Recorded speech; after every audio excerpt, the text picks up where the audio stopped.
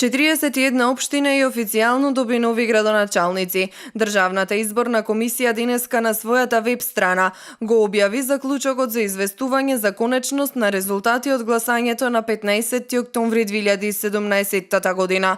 Според заклучокот, 41 општина доби нов градоначалник, во 33 ќе има втор круг на гласање, додека пак според првичниот извештај на ДИК за останатите 7 општини се поднесени приговори. Нова градоначалничка доби Битола, па според неофицијални информации се очекува Наташа Петровска веќе утре да ја превземе функцијата. Во регионот нови градоначалници добија и Демир Хисар, Маријанче Стојановски кој доаѓа од редовите на СДСМ, како и Томе Христоски во Крушево и Живко Кошаревски во Ресен.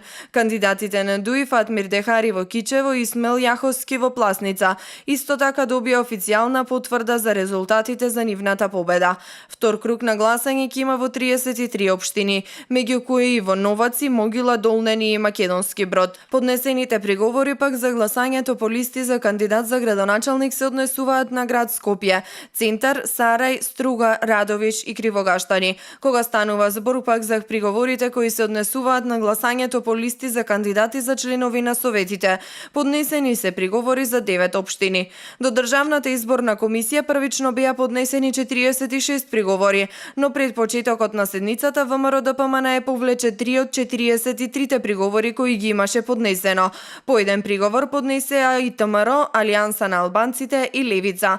ДИК е должна да одлучи по приговорите на кандидатите во постапката за гласање, сумирање и утврдување на резултати од гласањето во рок од 48 часа по приемот.